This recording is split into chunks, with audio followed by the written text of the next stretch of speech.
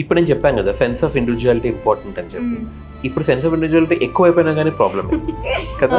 ఎలా అంటే మిమ్మల్ని వి ఆల్వేస్ టెల్ కదా, పుట్ యువర్ సెల్ఫ్ ఫస్ట్ అని చెప్పి, నీ గురించి నువ్వు ఫస్ట్ ఆలోచించు అని చెప్పి. దాని అర్థం వేరే వాళ్ళ గురించి ఆలోచించొద్దు అని కాదు. ఒక సిచ్యువేషన్లో నీ గురించి నువ్వు ఆలోచించు, పక్కన గురించి కూడా ఆలోచించు. ఓన్లీ పక్కన గురించి ఆలోచించి నిన్ను బర్న్ చేసుకోవడం కరెక్ట్ కాదు, నీ గురించి నువ్వు సెల్ఫిష్గా ఆలోచించి పక్కన బర్న్ అవడం కూడా కరెక్ట్ కాదు. ఆ బ్యాలెన్స్ లేకపోవడం వల్ల రివర్స్ అవుతుంది. ఇంకొకటి ఏంటంటే టాలరెన్స్ ఉండట్లేదు మనుషులకి. ఎందుకంటే ఈజీ చాయిస్ ఉంది. పాత రోజుల్లో డివోర్స్ అంటే పెద్ద స్టిగ్మా.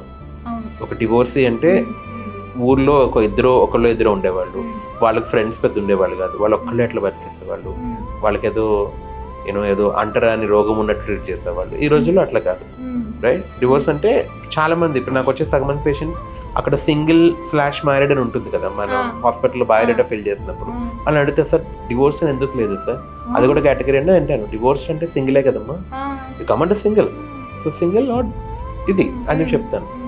సో ఆ సెన్స్ ఆఫ్ ఇండివిజువాలిటీ ఎక్కువైపోవటం వల్ల కూడా, టాలరెన్స్ లేకపోవటం వల్ల, నీ గురించే నువ్వు ఆలోచించడం వల్ల పద్దాక, రైట్, పక్కన వాళ్ళకి అసలు ఛాన్స్ ఇవ్వకపోవటం వల్ల కూడా డివోర్స్ అవుతాయి.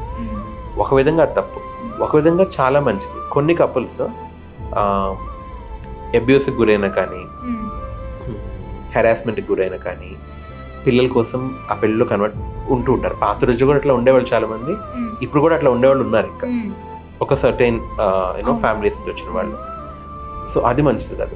వాళ్ళు యాక్చువల్లీ తీసుకోవాల్సింది వాళ్ళు కదా. వాళ్ళు తీసుకోకుండా ఇక్కడ చిన్న చిన్న ప్రాబ్లమ్స్కి, చిన్న చిన్న గొడవలకి, నువ్వు మా నాన్న ఎందుకు అలా అన్నావు, నువ్వు మా అమ్మని ఎందుకు అలా అన్నావు, తప్పుల్ని రెక్టిఫై చేసుకునే ఛాన్స్ కూడా ఇవ్వట్లేదు ఒకళ్ళు. ఆ టైం ఇవ్వాలి.